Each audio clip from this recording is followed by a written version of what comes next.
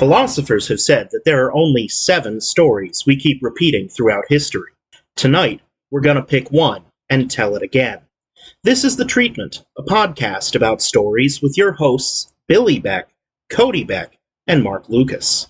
The Treatment is filmed inside of a live studio audience. It sure is. Is that why it is so warm and humid where you're recording right now? No, that's because it's August as we're recording this. It sure is. I have a review of the last film we made, The Bloofer Lady. Would you like to hear it? I would love to hear it. Whether it's aware of its flaws or not, it's not a shame to lean completely in. In many respects, The Bloofer Lady can come off as being just a little too much. Too much romance, too much theatricality, too much feminism. But sometimes, too much of a good thing is still a good thing. 8 out of 10 from Collider. Thank you, Collider, for that positive review of our last film, The Bloofer Lady. And now what's on the spinning circle of stories this week, Bill?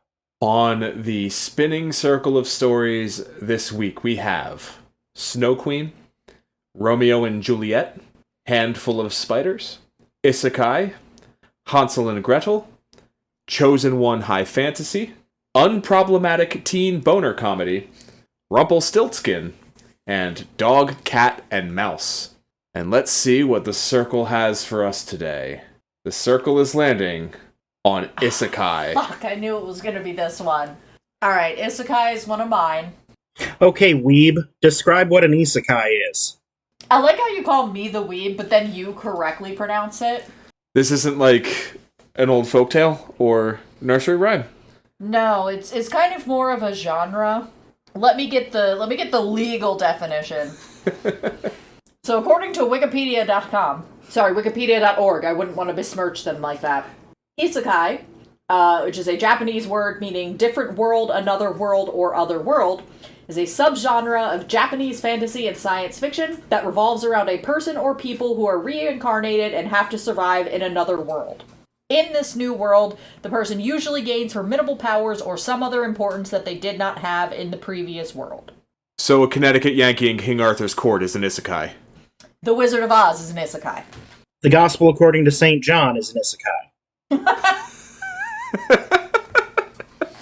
God damn it. So, I'm a human, a female, who spends time on the internet. I have been targeted by those manhwa and manga ads that are isekais that are usually framed in some way as, hey, I died in the real world, but it was an accident, so they reincarnated me into the world of my favorite book. There's actually a pretty popular creator in the Game of Thrones space right now who's doing a video series that is what if I was isekai'd into the Game of Thrones world as one of the existing characters and retained my knowledge of the series. So it's usually fantasy. It can be science fiction. I think that fantasy probably provides the most fun for us. So, one of the few things that I know about the isekai genre is that my understanding of it is being currently very overplayed, almost to the point of cliche. Yes. Like there's a whole correct. thing about how the truck that kills everybody and sends them into the isekais crashes and goes to an isekai truck world. Yes. So, I don't know if we want to avoid cliche or dive fully into cliche and wear cliche like a large pair of trousers and a tiny little cliche as a hat. I think the point of isekai is to kind of metagame your tropes, and I have an idea, but I don't know if the two of you will bite, considering that you bit on my very unlikely idea last time. Okay, before we do your idea that you're not sure if we'll bite, I'd like to express my idea that I know you won't bite. We cast Mark Wahlberg, and he wakes up at some sort of major American disaster. Let's say the BP oil spill. And Mark Wahlberg, resolves the conflict. That's just his average night dream, bro. Okay, what was your idea? I don't even know if Mark got that joke. I did not.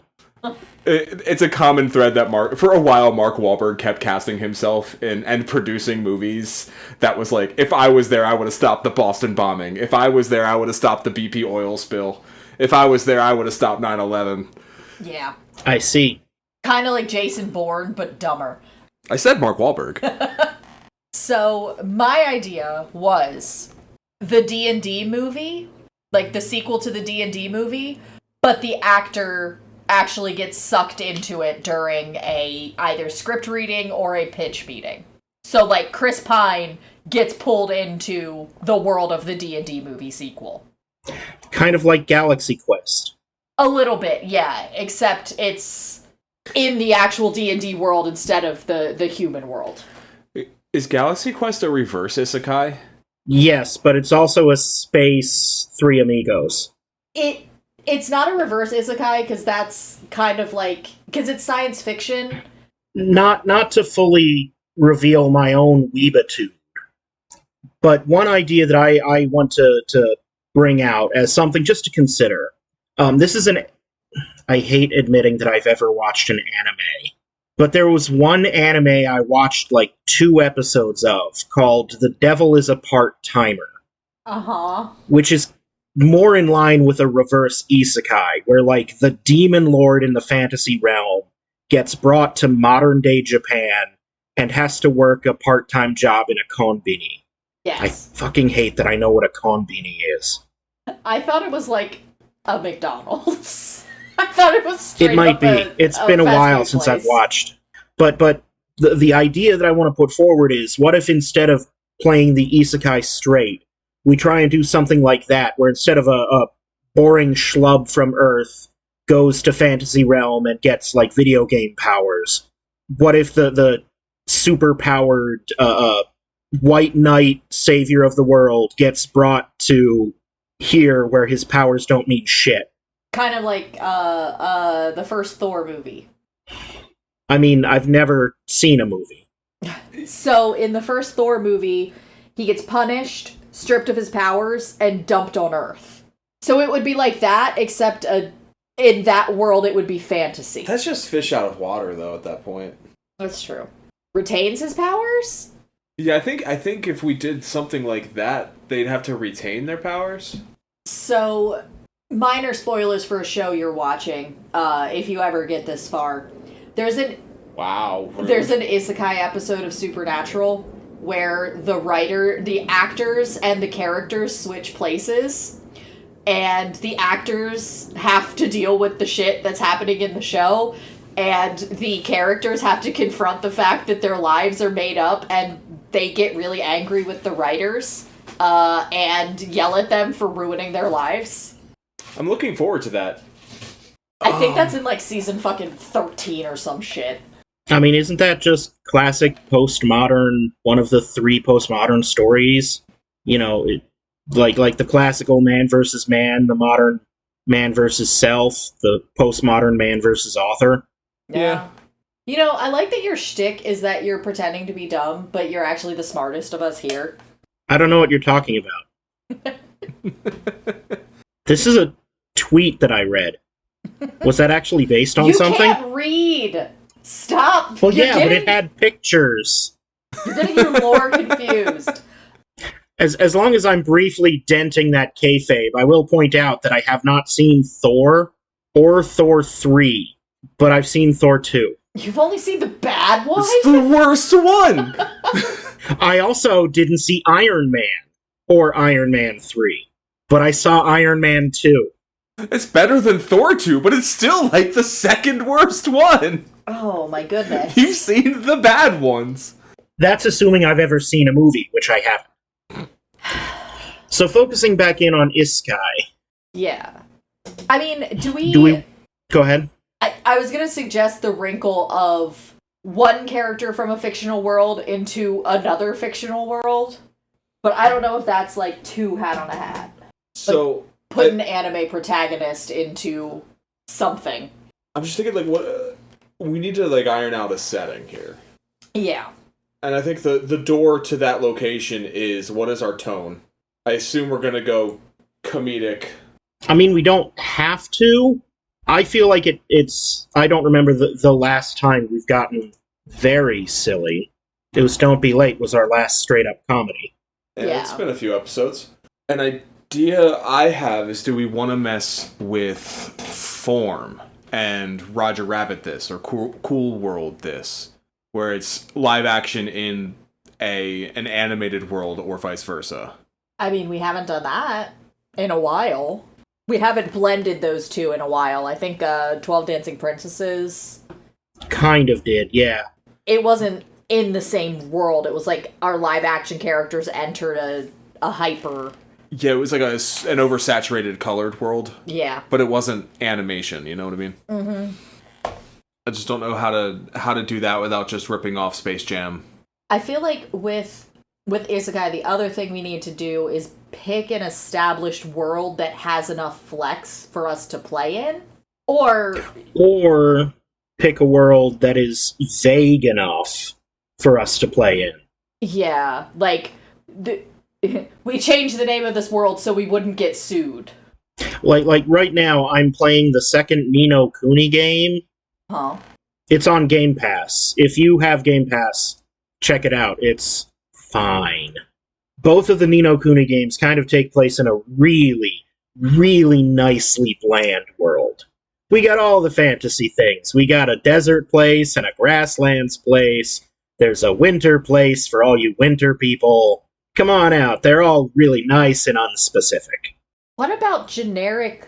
To kind of get your idea of mixing cartoon and real life and not entirely rip off a terrible movie, what about generic life sim game?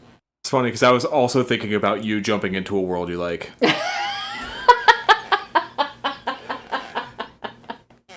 I mean, supposedly there's a movie. Let's see if that actually happens now that EA is owned by the fucking Kushners.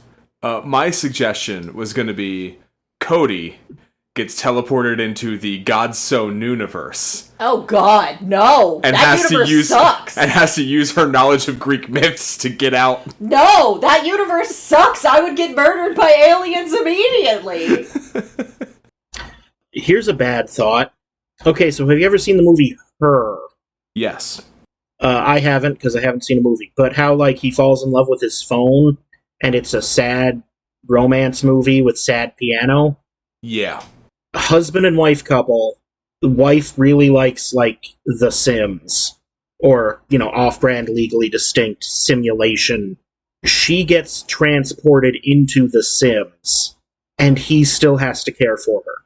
Like, they still love each other, but now she's stuck in computer. Would you still love me if I were a worm, except... Would you still love me if I were a sim? I mean, for obvious reasons, I kind of love that. But I think it works better if it's the husband who doesn't necessarily know all of the mechanics of the game that gets sucked in. I could see it being either way. I like that wrinkle that Cody just added, that it's the husband who doesn't know the game that gets sucked in. Because then she can try to play the game to get him out, and he's got to survive inside. And that our moment of entry as well could be him. Maybe they have a fight, and he's trying to delete her save file, and doesn't know which buttons to hit because he doesn't do computers. Okay, so I know that this is my idea, and we're running with it, and I should be happy.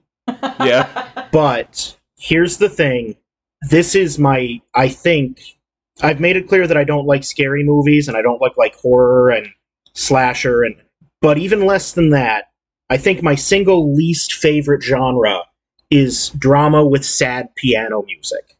Oh, I still thought we were doing this as a comedy. I like the direction we're going. So I'm thinking, instead of a life sim, The Sims, sappy drama with sad piano music game, what if it's something like Baldur's Gate? Wait, hang on. I'm sorry. You think The Sims is a sappy piano music game? No, I mean, the idea for a movie that I was directing us towards was something like Her, which is a sappy piano music movie. Okay. And instead of his phone, he's in love with his wife who's in The Sims. But then you adding the wrinkle of it's not the wife in the phone, it's the husband in the game. And now I'm saying instead of having it be a romance-based story, I want it more action-adventure. Okay. I think that makes sense. Isekai should be adventure. I think that's like part of the Yeah. Well, that's what makes it isekai, not depending on who you're marketing this towards. I think there should be an end goal, and I think that's what makes it not just fish out of water. Yeah. Because like we've done fish out of water. JD was fish out of water, right? So, okay, in that case, what if it's either brothers or roommates, and they're the ones that fight, and one of them gets sucked into the game? The one with less knowledge. So, my thought is that if it's a husband and wife, and I was thinking specifically about Baldur's Gate, I assume neither of you have played this video game. I don't know why I make that assumption, but I do. I've seen a lot of it. I think Cody owns it. I do own it, but I have not played any of it, no. I assume you're referring to 3. Yes. One of my favorite jokes that I told about Baldur's Gate 3 is that I was amazed at how much game there is to that game. Especially, and this is minor spoilers, what I called the post-game content. Because I got to the ending, and I got the best ending, the number 1 A+ super great ending. And then after that, there was still more game to be played. It turns out, after you romance Karlach, there's still more game. It's because you and I have the same taste in women. And the reason I share this story is, if it's a husband and a wife, keep them away from that NPC harlot. I like it being a husband and wife still, because I think there's that extra dynamic of, like, the relationship is more than just, like, blood ties, you know? Yeah. It's the bonds of that relationship will be tested in different ways by the misadventures. I also like the idea of generic D&D-esque fantasy, so like part Skyrim, part Baldur's Gate, part what's that other one that was like Dragon's Dogma? Was that a game? It was. Okay, yeah, that kind of thing. I think you're thinking more like Dragon Age. Dragon Age, that's the one. That's what I'm thinking. Dragon's Dogma. They all have fucking dragon in the name. Yeah. And just finally to come back to a nail down tone, lighter or darker, more comedy or more drama, not drama, action adventure. Action adventure with comedic beats. Yeah. Like in Indiana Jones. Yeah. It's not going to be labeled a comedy necessarily, but it's fun. Yeah. Okay. Now that we're all kind of on the same page, I think we can more or less figure out.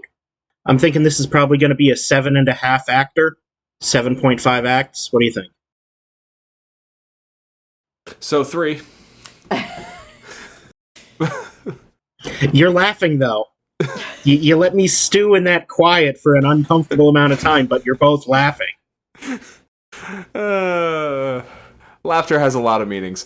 So, first act, just to bare bones this real quick. Yeah. Husband gets sucked in for reasons. I assume, like, if we're going to stick with it, we can change this, of course, later. But like, they have a fight or whatever. He goes in her computer to do something, gets sucked into the video game. She can't find him for a while. Figures out what happened. We don't know how to get you out of it. Let's, we'll start playing until we figure this out. And then I think Act 2 is like playing through the game until something gets revealed, whatever magic brought him in there, or whatever real task needs to happen to get them out. And that could be one of those things that we know and the audience doesn't need to know, like Groundhog Day. How like the reason why he was sucked in there into the time loop is not clear, but once he figures it out on his own, he gets released, And then third act is achieving that goal, fighting the final boss. Something along those lines. Right. Yeah. Okay. I think that part of what makes isekai fun and an overused trope is that we want to... It's the fireworks factory, Mm-hmm. I think ideally we should get him into the game as quickly as possible, because that's what we really want to see, Yeah. And I think that him getting out of the game has to be in some way related to actually finishing the game. Agreed. So I have an idea. The fight is about her never finishing things, and she just not to interrupt, but also to interrupt. She has like 90 different save files. I was going to say, and that's part of the reason it takes her so long to find him, because he's not in the first one. No, he like deletes a bunch of them. And unrelated, she downloaded some kind of like crack mod that has an internet wizard, and that is the specific thing that gets him into the game is this thing that she downloaded. But as he's deleting her like half completed save files, he gets sucked in. And I think when she goes back, there's only one save file, and it's at the beginning, and it's him. But she has no way to communicate with him except through like mechanics. I'm thinking he becomes an NPC in the game, and all of her communication is through her controlling the main character. So, all the things you said. I think he sees her in the form of a cursor giving directions and instructions, but he can't exchange like words. So especially if we're gonna have a jokey comic bits about keep away from the harlot NPC. I think it works if it is a game like Baldur's Gate where you have multiple romanceable NPCs and he's one of them. Like, maybe he becomes her favorite and you can tell that it's him once it's taken over because maybe the hair color changes. Well, Isekai is not body swap. I think he needs to be his own character in the game. It can be body swap. Oh, it can be? Like, in terms of if the person... it can be body swap. I didn't realize that. It doesn't have to be, though. I'm thinking, and I'm leaning kind of on my playthroughs of Baldur's Gate and Dragon Age a little bit more. In those, you make a character, and on some level you think of them as you, but there is always this extra layer of abstraction that is the controller between you and the little you in the game. And even the little you in the game isn't you, because he doesn't say the things you would say, you only pick from a menu of things he would say. And in these games, you can also control the other members of your party.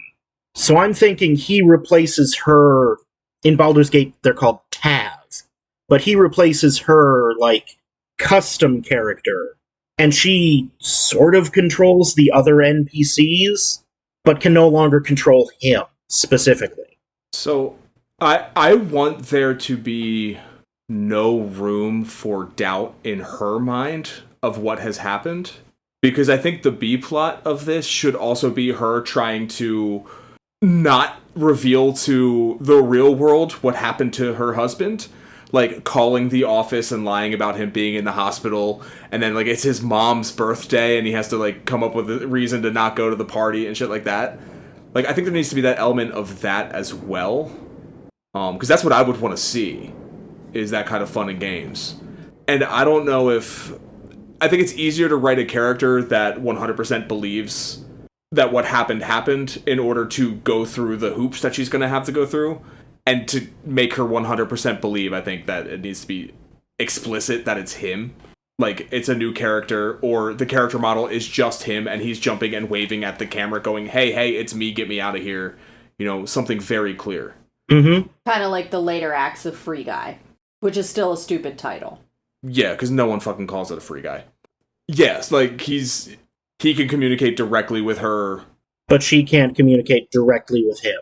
Right, because it's not, like, programmed chat options, so she doesn't have that menu to pick from her, like, good, neutral, evil responses. The closest is, like, she can make an NPC say those things to him.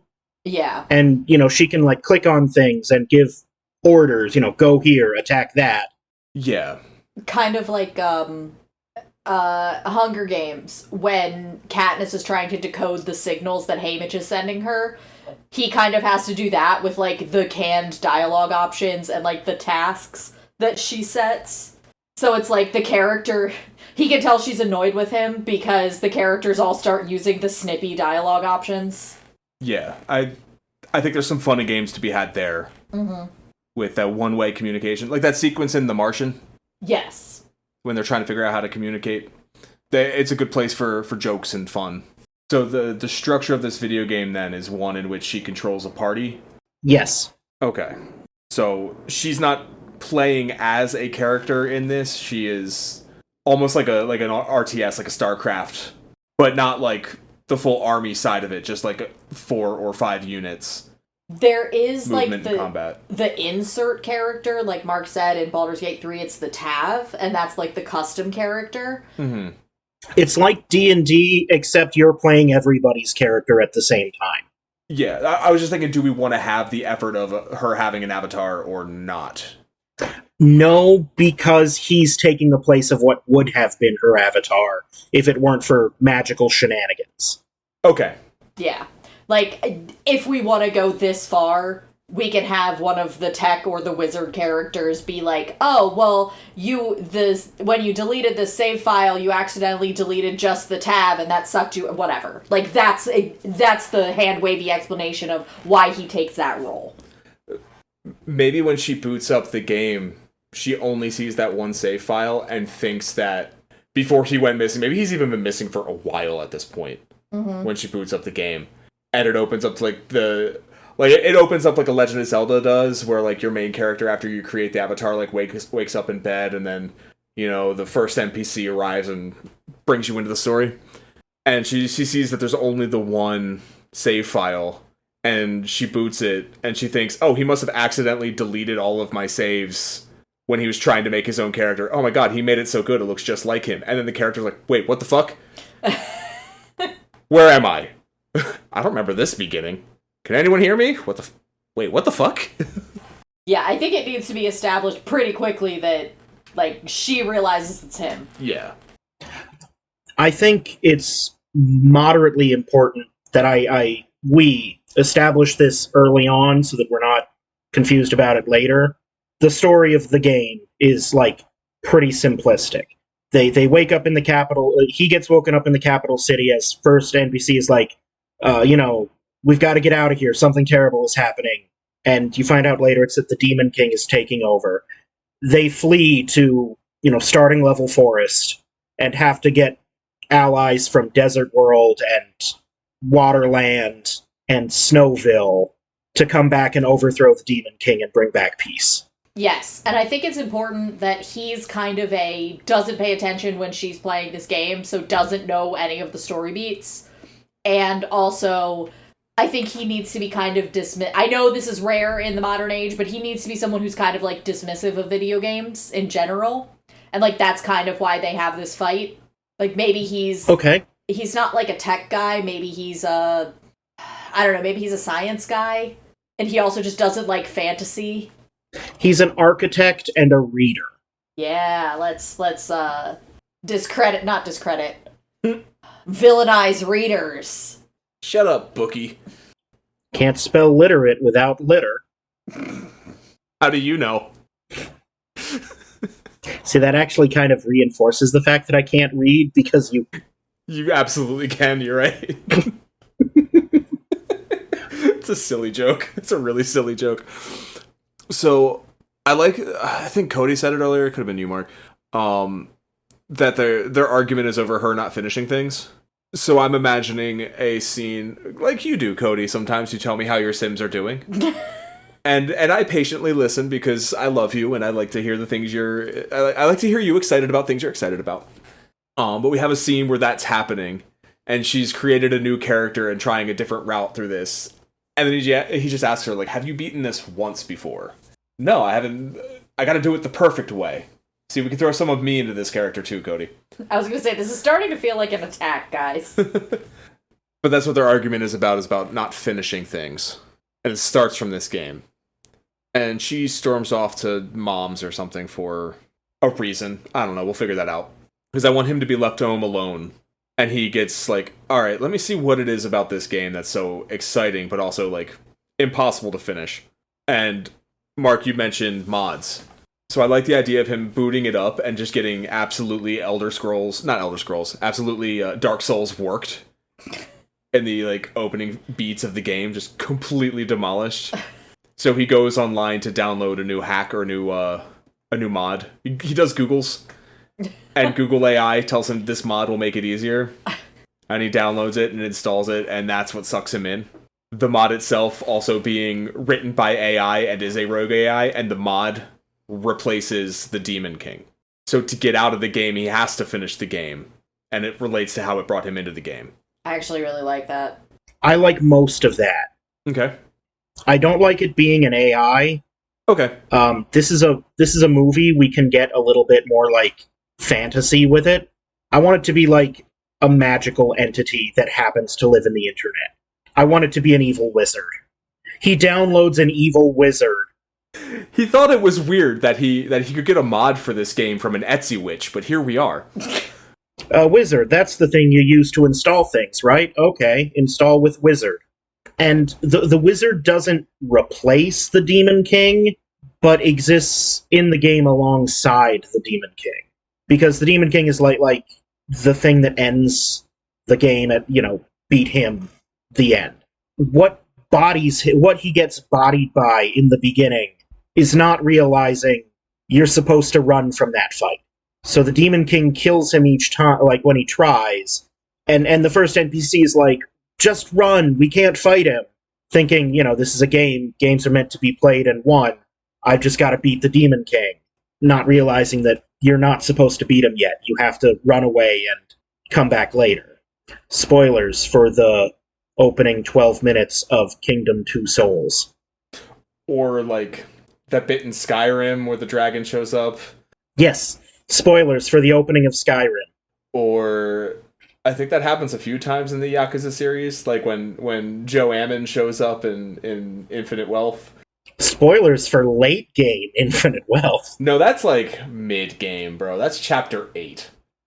You don't know how many chapters there are. You haven't even unlocked all of the combat yet in that game. I'm on my third playthrough. I'm sorry, I thought you were talking to me specifically. No. When you run into Joe Ammon the first time in that game, you haven't even unlocked all the combat yet. Yeah. There are still members of the party to join. It's pretty mid-game. But I digress. So, focusing back in, he downloads the wizard, and then when he starts again, the wizard just sucks him into the game. And then what? So I think she goes, and it's the weekend, so she stays with her best friend. She comes back, and he's not there, and she's like, ugh, how childish. And she, kicks off her shoes and sits down. She's like, well, at least I can play in peace. And then opens it up. And I think she gets mad, because she's like, he deleted all of my saves. How petty. She's like, well, fine, I'll just play on his save then. What a loser. He named his save his full government name. And then I think from his perspective, when the character wakes up in that cutscene, is for him waking up. He doesn't have any memory of any time passing. Yeah. Yes. Yeah, I was kind of wondering how we would handle that, and I think that's the way to do it. Yeah. And I think she doesn't have the option to start a new game. Like, the button's just not there. Yeah.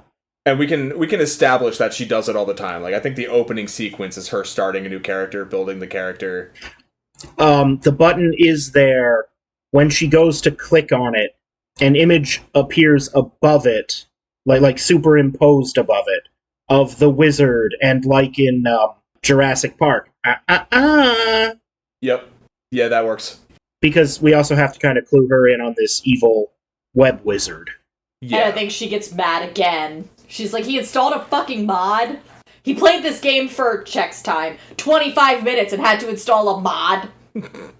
Instead of her going off to a girlfriend's or something, they have the argument. The next morning she goes on a week-long work trip. And I think the next night he goes into the game. So he's already been missing for a week. Because I want her to, realize... I want her to take a minute to realize that he's, not been going to work. He's MIA. I hear you, but affectionately, if I went somewhere and couldn't get a hold of you for a week, even if we had a fight, I would come home. That's a good point. So right. maybe she goes away for the weekend. Like, maybe they have this fight on Friday, she's set to come back on Tuesday. Yeah, it's like girls' weekend or something. Yeah, because then he's still missing for a couple days. Like, maybe she gets a text from his mom because he doesn't come to Sunday dinner. And she's like, whatever, he's probably just sulking. And then, maybe his coworker that she's friends with messages her and is like, hey, is Jared all right? I didn't see him today. And that's when she comes home on Monday night and just like, what the fuck? Because I do like the idea of him being missing and her figuring it out, but not a whole week. Okay. It's a fine line we have to balance, though. Because if she's getting word from coworkers that he's not showing up to work before she even gets home, her first instinct isn't going to be to boot up a video game either. That's true. So maybe it is just one night. See, I'm just thinking about like work. You no call, no show once, that's a warning. Twice is you're fired. Yeah. What if he's self-employed and he just misses a meeting? Or he's got like if he's an architect or something, he's got plans due on Friday. Yeah. That he's not done yet, you know? Yeah. And he has to like describe to her how to do the plans from inside the game. Yeah, I was thinking that would be like, there's a mini game where you have to like draw something, and he uses that to draw the plans and have her do it. It's the manually casting spells. The first time you learn a spell, you have to draw the spell component motion, and then after that you can hotkey it. Yes. Yes, and the game has a mechanic that you can continue to draw the spells, and they're stronger that way, but she never uses that because she's shit at drawing, which just adds a little layer of little wrinkle. I don't think it's stronger, it's just it takes time to do, and that's why she doesn't do it. Because, like, in combat, you don't have time to be drawing when you could just press 8. And Sure. Outside of combat, I can just press 9, or spend all this extra time drawing. Fuck that. Just press 9. In that case, he realizes that that is a way they can communicate, but they can only do it when she learns new spells.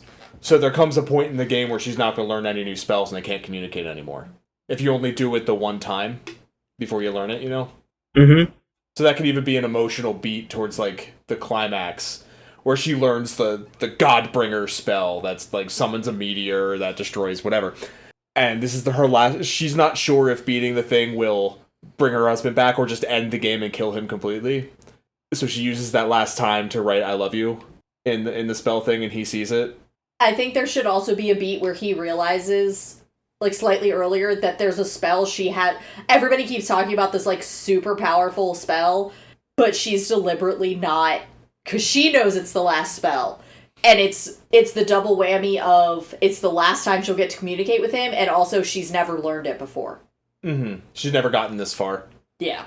But I think originally, like, at low levels, there should be, like, a tutorial box. Like, in your first campsite, there's, like, a tutorial that you can tap on one of the NPCs and practice the magic with, but you can only do that, like, with certain low-level spells. There's an Obi-Wan Kenobi wizard who we telegraph very early on is like your trainer, your teacher, and he's going to die in Act 2. Or at the end of Act 1. Yeah. Oh no, she sees him bonding with the wizard and is trying to get him not to because he doesn't know the trope. So they fight. She goes off on girls' weekend. He tries playing the game, downloads the mod, gets sucked into the game. She comes home, boots it up. We get the no, you can't. And now I guess I'll play his file. Mm-hmm. He says, I never finish anything. You know what? I'm gonna finish this game and prove to him that he's wrong. And I'm gonna do it on his file. Yeah. Aw, his avatar looks just like him. I've never seen the character do this before. As the character runs around the room, panicking. I think at the opening credits, we see the opening of the game as it's supposed to be, so that the audience knows it's different now. Yeah. He, like, throws up in a corner, starts screaming for help. He's trying to open the door in the background, but she still has a text box open, and he's not allowed to do that yet, so she's got to click through the... I think she should still have limited control of him, in terms of, especially because you have, like, the rails of early game on it. Mm-hmm. So, like, there's only so many things he can do, so she can kind of force him to do stuff, be like, again, not to pull from another movie, but you know how in Wreck-It Ralph, the second one, the woman breaks the little kid breaks the wheel trying to get Vanellope to follow the path? I haven't never seen seen that the movie. since it was in theaters. Oh, okay. I was thinking she has complete control of the other one. She has complete control of the other party members and almost no control over him directly. Right. The issue is in early game, how do you pick up those other party members if he won't? Well, video games will often... And in those ones, she's the cursor that he sees and follows. Like, he sees a glowing light in the ground, which is where she's clicking to make everyone else run to it, and he sees, like, his is yellow, he sees a red one and a green one and a blue one for the other 3 party members. Yeah. And when he sees them appear, he sees the party members run to that, and then he starts to learn that's what he's supposed to do. I was thinking in early game, before he learns this even, because he still has to go to that forest and meet the party and all that, a lot of video games in the beginning will railroad you. Like, Yeah, even if it's an open world map, which I assume this would be, it forces you out of town because there's, a bunch of shit on fire in this alleyway, you can't go that way, there's some soldiers set up a barricade on this street, you can't go down that street, there's only really one path you can take, except for maybe a couple small hideaways where you can find some items. We also established that he did play through the beginning of the game a little bit, so I think he knows what he's supposed to do. Like, he'll figure out, oh, this is what I remember this part, I go here, and then this character comes up to me. I think he remembers, like, he recognizes it, because he's also seeing it from a different perspective, right? Mm-hmm.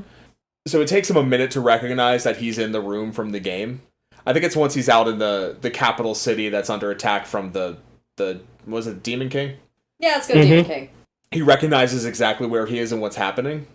And he knows that big, strong villain is coming that he's not supposed to fight anyway, so he just runs, because he doesn't want to die.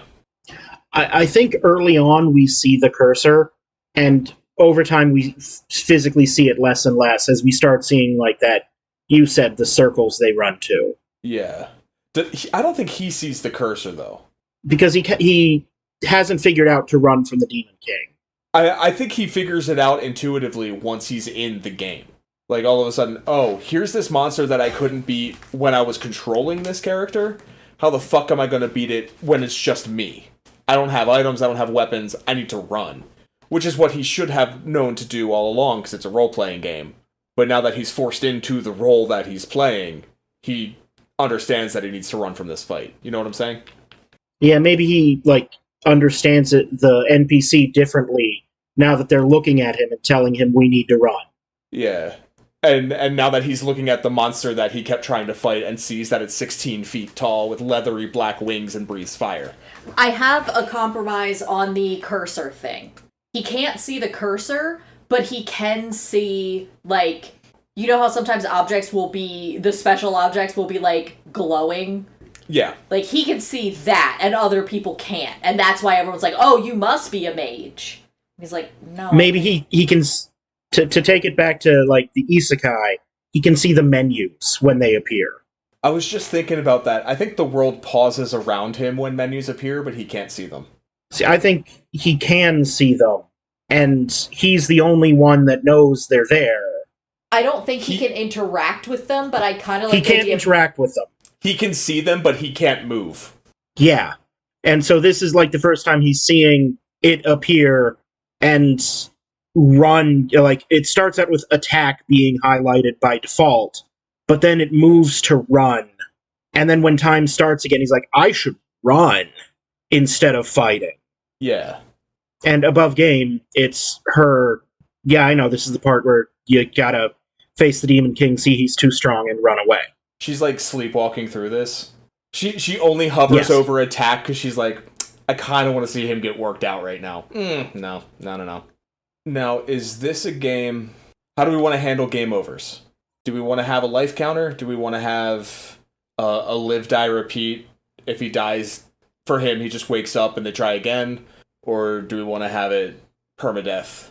I think she's extra cautious, because normally she would just go back to a previous save point, but she's not sure if that will affect him. Okay, yeah. So she just it's stops a bridge someone. It's a bridge they don't even cross. They don't want to cross because they don't know. Yeah. Okay. She just usually she already overstocks on healing potions, and she just extra does it. And that can even be a character moment for them as they progress through the game. He starts to understand it better, and they start to work better as a team, and he starts taking more risks Because there comes a point where he can't just hide in the back of the party and heal. He has to go attack. He has to put his life at risk to defeat the final boss. You know what I mean? I think it might be fun if we have at least one bit of her save scumming later. Like a difficult platforming section that she's terrible at. Yeah. Or something where he opens, like, there's a room with a chest. He opens the chest and there's, like, some rusty iron boots. And then he kind of looks up and sees the menu again. Go to quick load. And with a jump cut, he's back at the door. And this time when he opens the chest, there's, like, winged boots. Or, a different random drop. I think it could also be fun where she does save scum, or she tries to save scum, and he's like, absolutely not. This is exactly why we were having this fight. And he just charges through and actually, like, succeeds at the platforming level. And there's something about, like, doing things scared, and that's why it's important to do them that way. Because you might succeed. Reasons, morals, themes. It's about stuff. Something else I want to see in this second act here. She realizes there's a magic item in a side dungeon that she never gets. But she thinks it's not... I don't know, we'll figure out what kind of item it is. But it's one that she realizes he should probably have for his own sake. For his own... to mitigate risk. However, the dungeon involves a section with a known save file corrupting bug. That can happen. So, like, she knows once he goes through a certain door, there's, like, a 6% chance that the game crashes and she cannot access the save file anymore. And I think that's a scene we can add some tension in. The item either prevents the character from dying, it's like to use a D&D example, it's like a periaptive wound closure or some shit, or... It's one of those things... What's the one in Yakuza, the sacrifice stone? It dies instead of the character. Yeah. Or it's something that is, like, somehow meaningful to them. I like the idea of it being like the extra life in Scott Pilgrim. Yeah. Like, they get it. It prevents, if his hit points go to 0, instead of dying, he resuscitates at 50%. Yeah, I like that. And it comes in handy in, like, the final fight.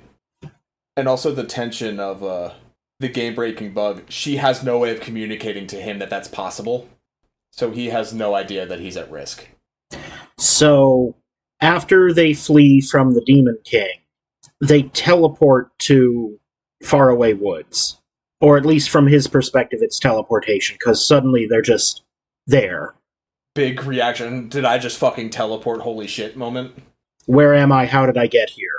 And then as he's saying that, it's like establishing shot faraway forest. Mm-hmm.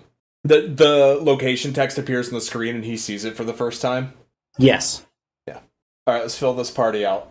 Yeah, this is a bit where we need to rush out a little bit of exposition. Obi-Wan, co-wizard, tells him, if we're going to take the city back from the Demon King, we're going to need friends. Maybe the bandits in Faraway Forest will be willing to help our cause. Yeah. I think Obi-Wan co-wizard helps him out of the city after he runs from the fight. Maybe he's there from the beginning. I mean, Obi co-wizard is the one who, like, wakes him up and tells him we gotta go. Yeah. Yeah, so he takes him to the desert. At the edge of the city, they get into a carriage that's always parked at a stable, and that's when the teleporting happens. Because fast travel mechanics. Well, no, it's technically not fast travel. It's just, like, what's the word I want? It's not like a montage. It's just, like... Right. It's like... days of travel later. It's like when you get in a taxi in Yakuza, and then there's a quick loading screen, and then you're in another part of the city. It's the same thing. Like, they get into this carriage, and then he steps out, and they're in the forest. And he's like, how the fuck did we get here? It's been 3 seconds. So anyway, we need to get the cooperation of the bandits. Maybe they'll help us fight the Demon King. So I'm thinking this next sequence, the building the party. Can you hear the guy doing donuts in the fucking cul-de-sac? No. Okay, I think the microphone picked it up. So gathering the party, they get one guy from the woods, one guy from the desert level, and one guy from the snow level, and then Obi-Wan co-wizard dies. And then you've got your party of 4, right? Mm-hmm. So I'm thinking... And they get other people too, but they're like support. Not support in the sense of like the bard that buffs the party, but like, I will fight with you, and this is my friend Cookie. He will be doing all the cooking. Yeah. You know, I couldn't help but hear you're forming a party. Me and my brother are traveling merchants. We can go with you and sell goods along the way. Like they fill out the campsite, even if they're not like main. Go ahead. All I request is a buff, beefy woman. We're getting there. My thought was the forest guy is a ranger, archer, Robin Hood type, Errol Flynn-esque. See, I was thinking the forest is like a lady Robin Hood. I was gonna have Buff Lady be from the Snow Kingdom, and she's the fucking barbarian muscle. And then the desert guy is the mage.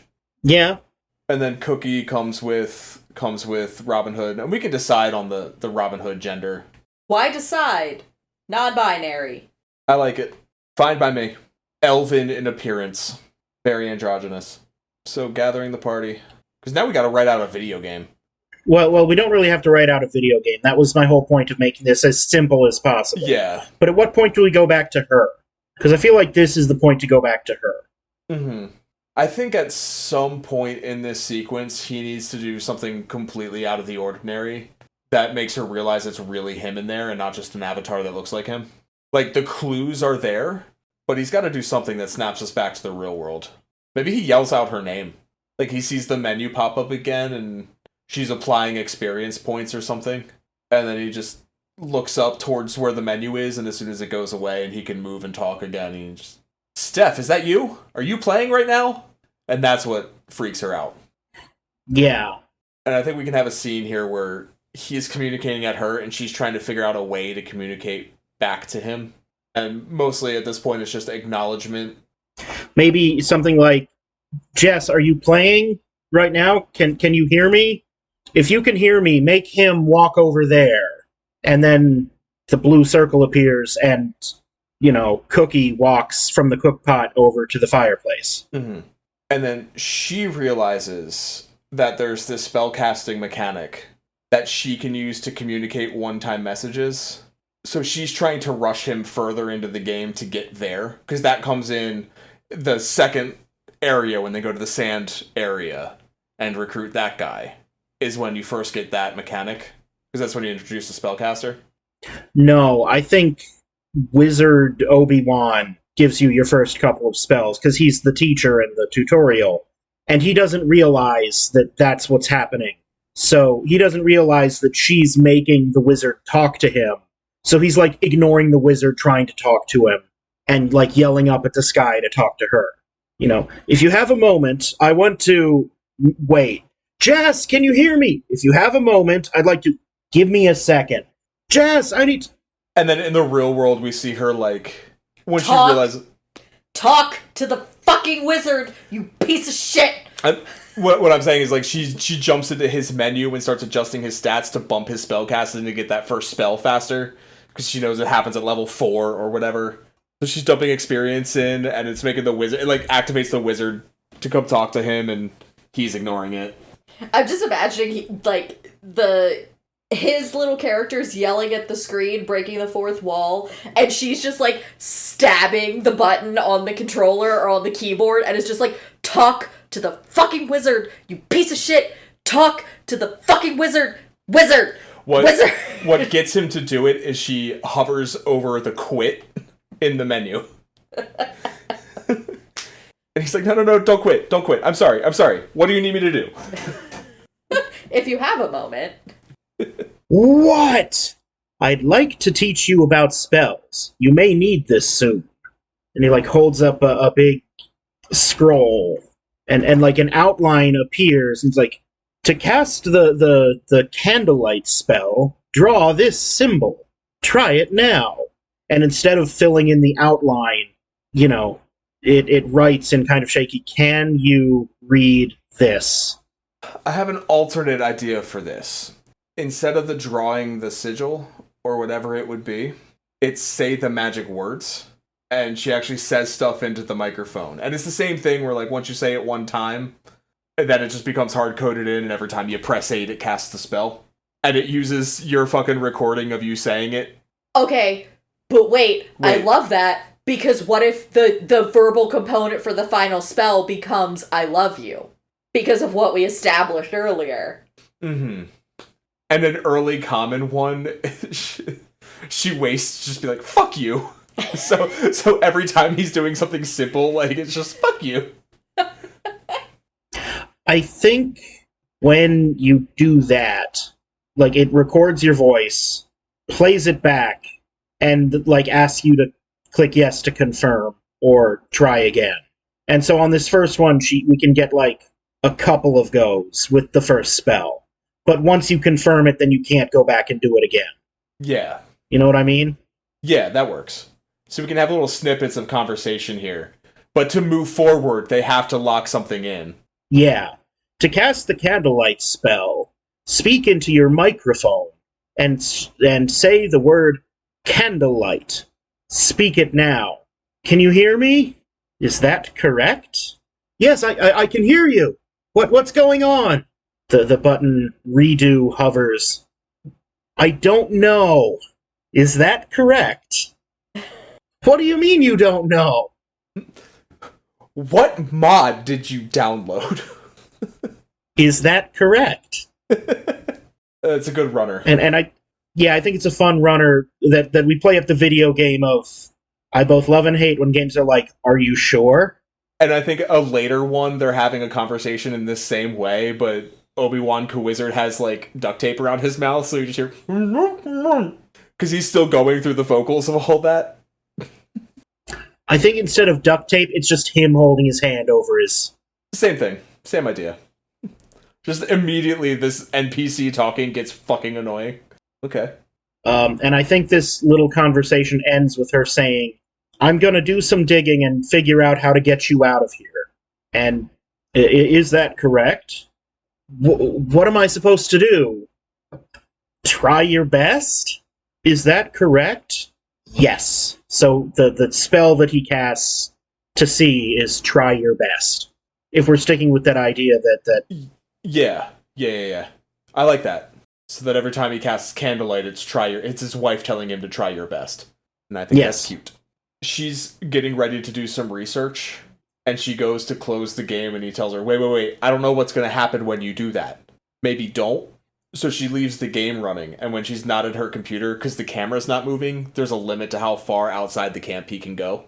And he's stuck in there, like, overnight, just bored, waiting for her to come back. Oh my god, this wizard only says, like, 4 things.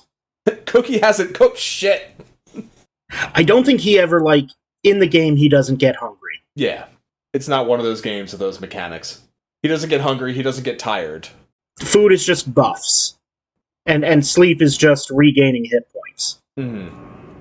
I think that first night, that first night, he's just bored out of his skull, but as we progress, he spends the nights just training, just getting good. I think the first night, he's, like, bored out of his skull when he learns that everybody only has 4 lines of dialogue at this point in the game. But then at some point, he gets okay with her turning the game off for the night, because he learns from his experience he doesn't experience that at all. Just like in the beginning, when she booted up and he's just there, with no knowledge of how he got here, or from his perspective, it's just continuing right where it left off. That's fair. But he knows this now, after that first night of hours of listening to the wizard go, I need to make more plans. Something to consider. We'll get back to the city. I need to make more plans. Oh my god, is that all you say? Something to consider. Babe, I changed my mind. Please don't leave this running all night again. Yeah. Cookie has said I need more beans 87 times. I've scoured every part of this campsite. There are no beans. Or I've given him beans every time, and he still needs more beans. I don't know how many more beans I can give him. And this doesn't go in the movie, but I'm just thinking that he's not even giving him beans, he's just highlighting the beans he already has. or trading beans back and forth. Yeah. He's handing the beans to Cookie and not putting them in the pot. So Cookie's got 117 beans in his inventory, but there's none in the pot. Because at this point in the game, you wouldn't have that many beans yet. That's okay. I'm just making jokes. He just sees, oh, beans, transfer beans. I need more beans. Okay, now I give you the beans. I need more beans, transfer beans. And it's just passing the same sack of beans back and forth. Yeah. So then what does she do? I think she's doing that scene from, like, 2000s horror movies where they go on notgoogle.com and they find references of paranormal shit, but it's like a GameFAQs forum where someone's talking about this mod. Nah, it's the creepypasta forum. Yeah. Where someone's telling a story about the time they got sucked into a video game, and he says the only way I could get out this one was is real, I swear. It's a different game, but it's the same wizard. Yeah. Maybe it's an early game in the series. It's like 90s Doom, and he was in there for years, and it wasn't until somebody like booted up his little brother booted up his old computer and played through the game that he finally came out. Yeah. Like a whole Jumanji happened off screen. So she recognizes the wizard. Maybe that's like the first comment, is this is fucking Jumanji. 0 out of 10. But that gives her the idea that she's got to complete the game, or help him complete the game. So I think the next sequence is them going to the different biomes and gathering the party. And I don't think we need to go into too much detail that's just video game shit. Mm-hmm. Maybe there's a joke where she starts skipping cutscenes because she's seen them all the time, and he's like, hold on. I kind of want to know who I'm going to be living with for the foreseeable. Let me learn some backstory here. So maybe there's one character he just doesn't know or understand because they skipped his cutscene. The ranger, the forest ranger. So they gather the party. How do we want Obi-Wan Kewizard to die? I think it's the Wizard King, the Demon King attacks their campsite, saying, did you really think you could get away just because, you're the child of prophecy, but the prophecy ends now. And just before he kills our main guy, Obi-Wan Kewizard, kind of, not today, Demon King. He takes the Avada Kedavra and... Deus Ex Machina! Yeah, he takes the hit to let them escape. It surrounds them in a golden bubble, and as they start teleporting away, Demon King just strikes down Obi-Wan and speaks through the bubble to say, the next time we meet will be your last. The wizard may have saved you this time. He will not save you again. And he's just, in the bubble, or in the teleporting thing, looking at the screen, that was a cutscene! You didn't even click anything! I want, in this scene, the mod wizard to just be in the background behind the Demon King, just so that the wife can see that and recognize that that's not supposed to be there. That's the fucking mod. Yeah, maybe the Demon King normally has a little entourage, but one of them is the mod wizard. Yeah, something like that. And it's it's a different art style. It's pixelated because it's from the 90s. It's this old haunted software. Oh my god, is it just Turbo? Spoilers for Wreck-It Ralph, a movie I have not seen. You've never seen any movie. Exactly. But this movie. So I think we need a good old-fashioned montage here. This is them playing. They got to play through the game. So I guess we see a dungeon for an artifact. We need to see them grind, and we need to see him be tempted by the buff barbarian from the Arctic. I was gonna say there's a side quest, an optional romance, and he's accidentally fulfilling things without her input, just trying to make small talk during travel sections and whatnot. She's like, no, stop it. Because she could see, her infinity, or her affinity level going up. She's like, no, knock it off!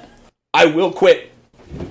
The buff lady one said she likes blue flowers. Are these the blue flowers you like? No! Stop that! You can't... The next spell is, you can't remember my favorite flower, but you remember fucking Garlaxes? Garlax? I don't know. Garlaxes are blue! Her name's fucking Garlax. But then his retort is, your favorite flowers are tiger lilies. And she's like, oh, you're right. But stop giving her flowers! I like that. Thank you for remembering what my favorite flower is. Yeah, I definitely know your favorite flower. I mean, Cody just referenced it. Oh, is it tiger lilies? I do like tiger lilies. Oh, I did not know that. Now you do. I'll promptly forget, don't worry. I remember because they're one of my favorite flowers as well. Well, now I'm gonna remember. We can't have lilies, though, because they'll kill the cats. Good to know. Off the hook. So, we've got the grinding montage, leveling up, learning game mechanics. I think before the first grinding montage, we need to see him go through the first dungeon. Like, once the party's together and he doesn't have the wizard, they need to go through a dungeon. And he needs to, like, really get the risks. We need to establish that. Because there will be, like, combat sections, but not, like, a full dungeon leading up to this. But then, yeah, montage of grinding and whatnot. As part of the wizard dying, his sacrifice scene, he tells them to get, like, the sacrificial sword from MacGuffin Manor. Yeah. Because that's the sword that prophecy says will defeat the Demon King. Exactly. And we all know the prophecy. Yeah. Yeah. So that's the dungeon we see them do.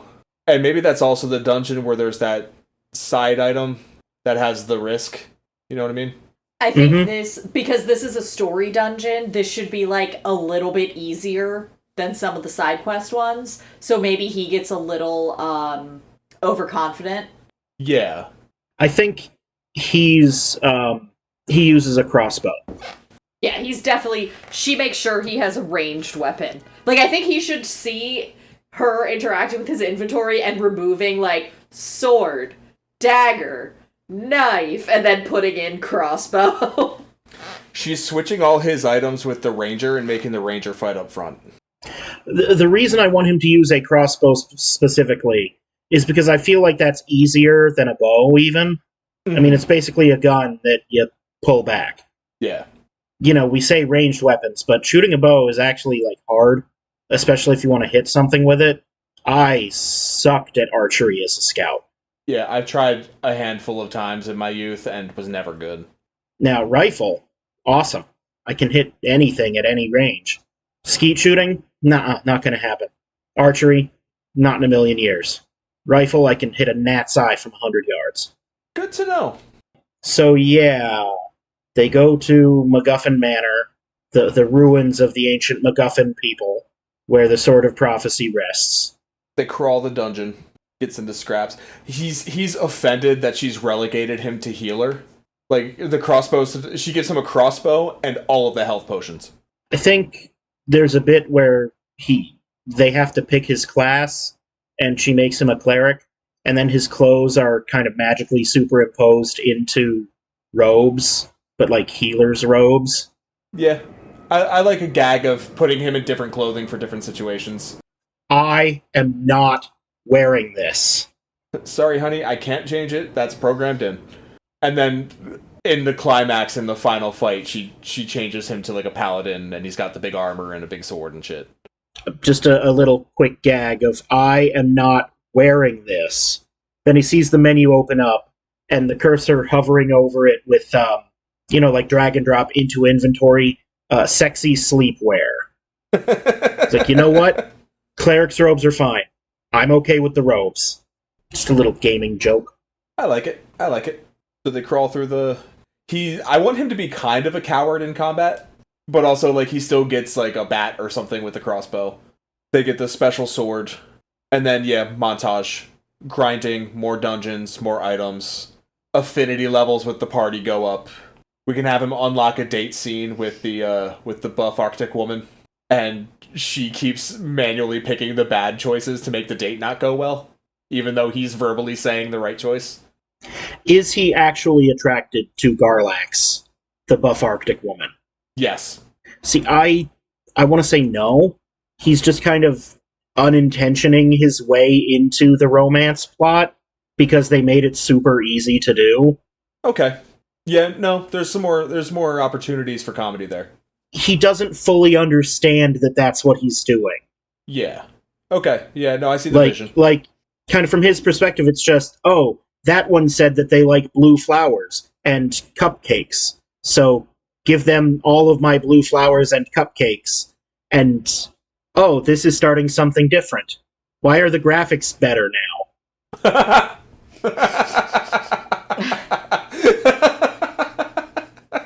Oh, fuck, that's funny. It's like the one, which was it, like a Dragon Gaiden, where the Hostess Club sequences are just, like, full motion video. Yep. Gotta love video games.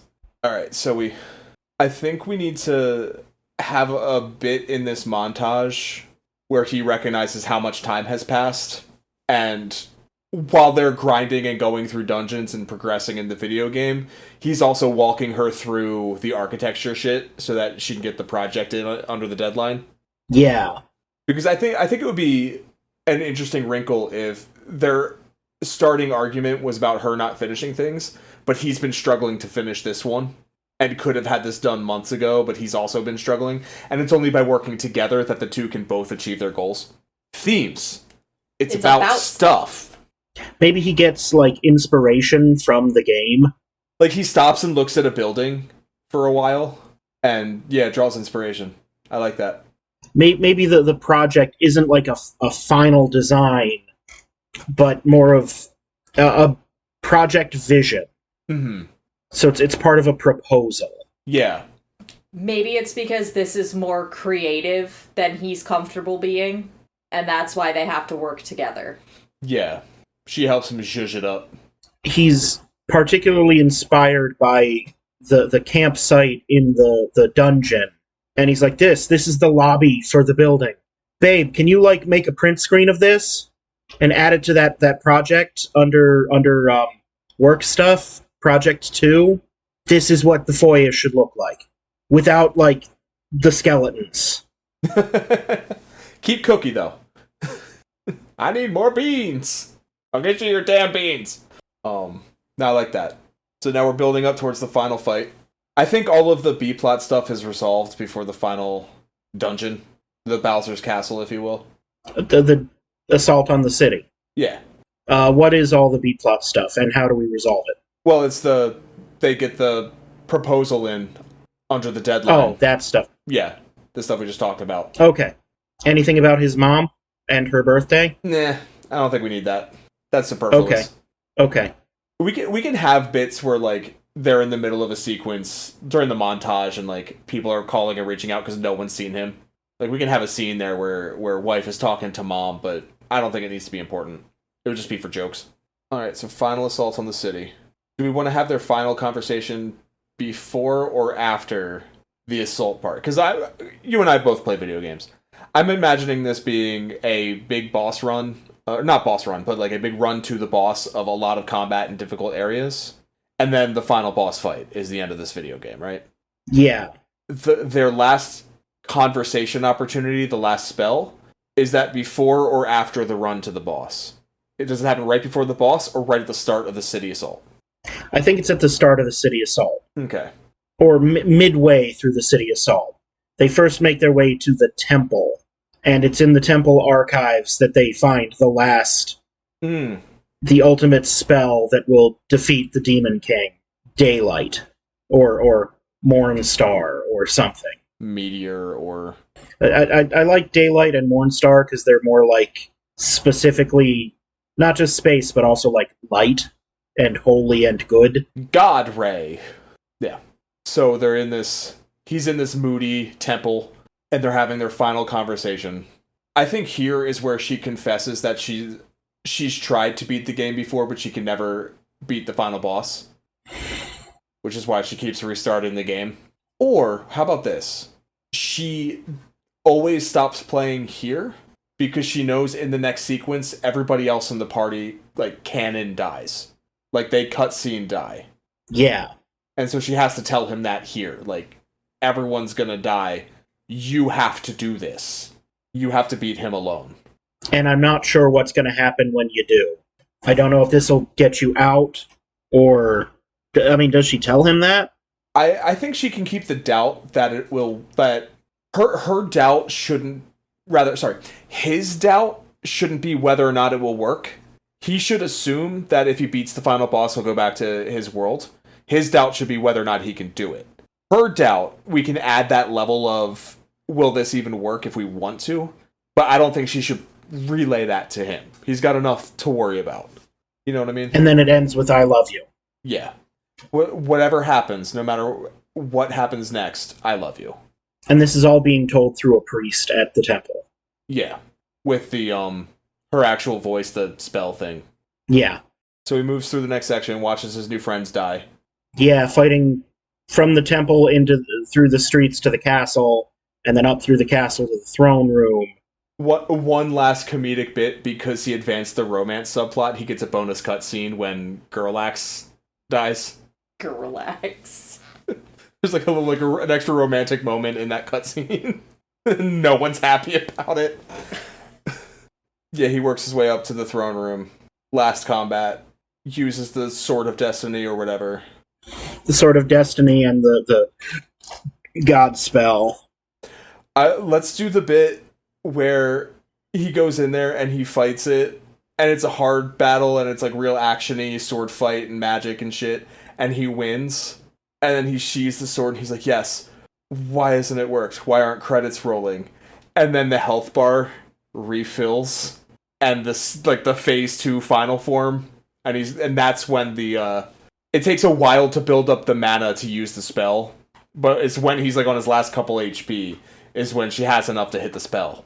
And then he hears the words, I love you, as brilliant light rains from the heavens and dissolves the Demon King and his mod wizard. And then I think this ends in a fade to white. To what? So, does defeating the Demon King defeat the wizard? Yes. The wizard also gets dissolved in the God Ray, or the, whatever it's called, daylight spell. Okay. Because I was thinking it could be his character and the demon wizard chilling in the void, the white void. I think we see him do it, it fades to white, and then we're back in the real world, and she's watching the credits roll on her screen, and it's like the classic RPG credits of you see all the minor characters you meet along the way. Like you see Cookie get home with his wife, and she's cooking for him, and you see the Ranger's family mourning at his grave, and you see like a funeral pyre for Gorlax in the Ice Kingdom, and like all this stuff, and then you get back to the main character's home, and you see the door open, and you hear footsteps of him coming in and going to bed, but the character model's not there, and she's confused why the character model's not there, and then he's standing right behind her. Oh, I was thinking you were gonna go with they're sitting together on the couch. And she's in the video game too? No! Oh. They're sitting together on the couch watching this, because she beat it again. But I kind of like the idea that she's like, she can hear the character model, but there's like a reveal that it's not actually the game, it's him walking in the apartment. Yeah, but like I like the idea still like of the last screen of the credits is like when the end pops up, it's him coming back in the apartment, it's the opening shot of the game, and he goes back into bed and falls asleep again. Yeah. But like because it's all programmed in, the door still opens, and like she hears the sound effects of the footsteps, and she sees the covers move out of the way, and the bed depress, but there's no actual character model there, and it's because he's back in the real world. And then the real credits roll. Okay. I like it. Yeah. Anything else we need to add? Or feel like we want to throw in there? I mean, I'm sure we can think of fun video game shit to throw in here. But is it an isekai? Did we understand the assignment here? Or do we need to start over? Cody, you're kind of the expert. Why are you making me the expert? You put it on the fucking wheel, It was dude. your idea! No, I think we nailed it. But I do think there's other fun stuff other fun video game stuff. Like, I think the credits should be kind of like that, like the Monster Prom credits, where it's like little moments that are happening. And I think it should be like him drawing, and his drawings are like more creative and exciting, and he's like doing it in the room with her while she's playing, and maybe she's playing a different video game, or like she's playing the sequel or something. Just like to demonstrate the growth. Or she comes home from work and he stops work and they play a game together. Yeah. I think it would be interesting. The night alone, when she leaves the game on all night, he leaves the campsite and the world just doesn't load in, and there's some character models off to the side T-posing. Just like weird video game shit like that. Should we move on to casting then? Probably should. Should probably put some actors in this thing. So, I mean, Gwendolyn Christie is Garlax, right? Yeah, I guess.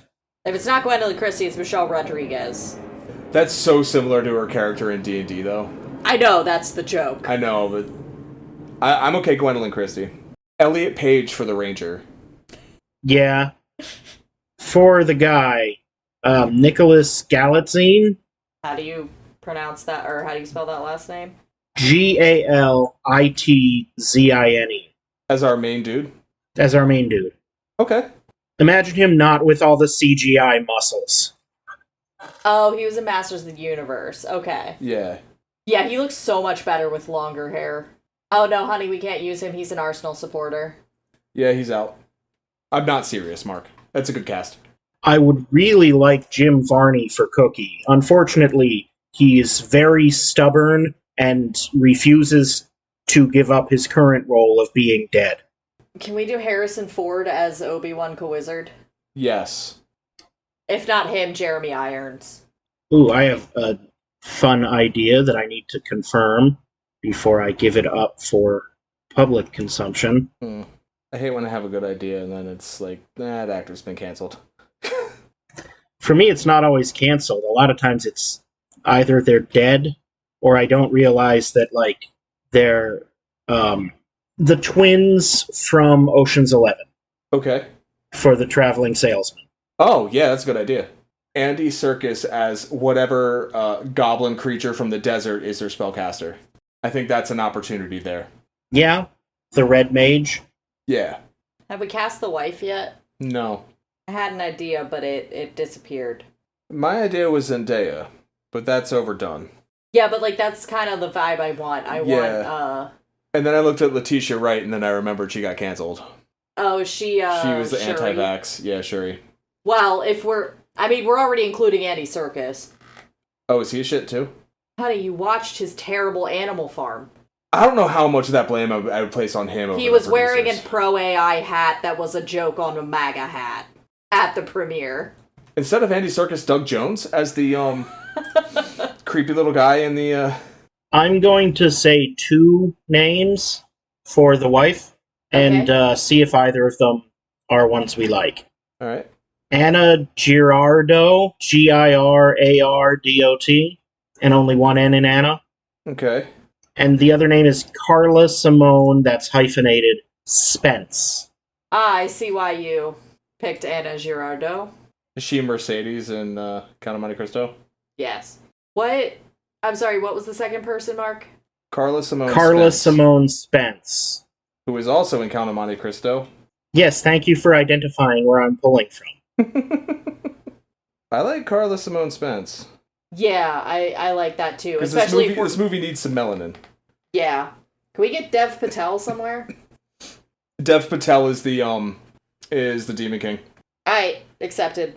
And then I think the Wizard is literally just like pixel cartoon. We don't cast I don't even think we need a voice. If we need a voice for the Wizard, we'll use oh shit, his name's escaping me. Frank Welker.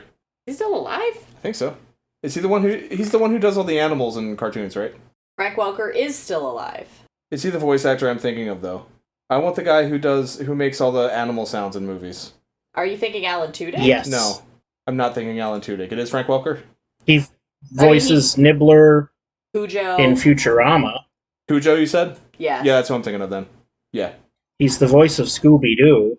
He was Dumbo in Roger Rabbit, Totoro, and Cat Bus in the 2005 dub of Totoro. Yeah, he'd be the Wizard if we cast anybody. He was Bubble Puppy and Bubble Guppies.